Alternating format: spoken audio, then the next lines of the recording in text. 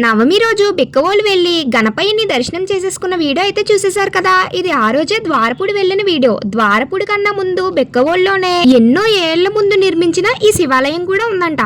ఆ దేవాలయాన్ని కూడా దర్శనం చేసుకుందామని వెళ్ళాం. ఈ గుడి ప్రదేశం అంతా, ఆ లోపల స్తంభాలన్నీ ఎంతో పాతకాలపు కట్టడాల్లా ఉన్నాయి. నాకు మాత్రం చాలా బాగా నచ్చేసింది. ఎంతైనా పాతకాలపు కట్టడాలన్నీ పిక్చర్ పర్ఫెక్ట్ గా ఎంతో క్లియర్ గా అద్భుతంగా ఉంటాయి కదా. బిక్కవోలులో గణపయ్యని దర్శనం చేసుకుని అన్నదానంలో భోజనం చేసేసిన తర్వాత శివాలయానికి వచ్చేసాము. ఈ శివాలయానికి వెళ్ళిన టైం 1:30 అలా అవుతుంది. క్రౌడ్ అంతగా లేదు కానీ గుడి మాత్రం చాలా ప్రశాంతంగా ఉంది. మనం ఏదైనా శివాలయానికి వెళ్ళినప్పుడు అక్కడ నంది ఉంటది కదా, ఆ నంది చెవుల్లో మన కోరిక కోరుకొని వాటి కొమ్ముల లోపల నుంచి శివుణ్ణి చూస్తే ఏమవుతుందో మీకు తెలిస్తే కామెంట్ చేసేయండి. నాకు మాత్రం అలా ఎందుకు చేస్తారో అస్సలు తెలీదు. మీరు గమనిస్తే నా యూట్యూబ్ ఛానల్ లో ఎక్కువగా డివోషనల్ కి సంబంధించిన వ్లాగ్సే ఉంటాయి. నేను ఏదైనా లాంగ్ వీడియో పెట్టానంటే అది ఖచ్చితంగా ఏదైనా పండగ రోజే అయి ఉంటది. ఎందుకంటే మనం బయటికి వెళ్ళి ఏదైనా కంటెంట్ కోసం వీడియో తీసేసుకోపు అస్సలు లేదు. ఏదైనా చేస్తే గీస్తే ఇంట్లోనే చెయ్యాలి. ఇప్పుడు రీసెంట్ గా పెళ్ళైన అక్కలు కానీ హౌస్ వైఫ్స్ కానీ వాళ్ళ యూట్యూబ్ ఛానల్ ని ఎలా మెయింటైన్ చేసుకుంటున్నారో సేమ్ యాజ్ ఇట్ ఈజ్ నా పరిస్థితి కూడా అంతే. కాకపోతే వాళ్ళకి మ్యారేజ్ అయింది, నాకు మ్యారేజ్ కాలేదు,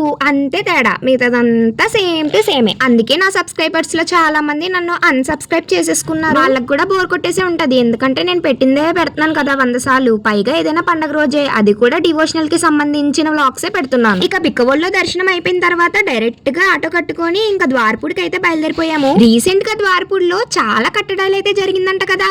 అదేంటంటే కోయంబత్తూరులో ఉండే ఆదియోగి స్వామి ఎలా అయితే ఉంటారో సేమ్ ద్వారపుడిలో కూడా అలాగే కట్టారంట. ఇంతకు ముందు ద్వారపుడిలో ఓన్లీ అయ్యప్ప స్వామి దేవాలయమే ఉండేది. ద్వారపుడి చుట్టుపక్కల ఉన్న చిన్న చిన్న గ్రామాల వారు ఎవరైనా స్వామి మాల వేసి ఉంటే ఆ ద్వారపుడిలో అయ్యప్ప స్వామి గుడికి వచ్చి మాలని తీసేసి మొక్కు చెల్లించుకునేవారు. కానీ ఇప్పుడు ద్వారపుడి మాత్రం పెద్ద టూరిస్ట్ ప్లేస్ గా తయారవబోతుంది. 2 టెంపుల్స్ దర్శనం చేసేసుకొని ఇంటికి వచ్చేసాము. Bye guys, all is well.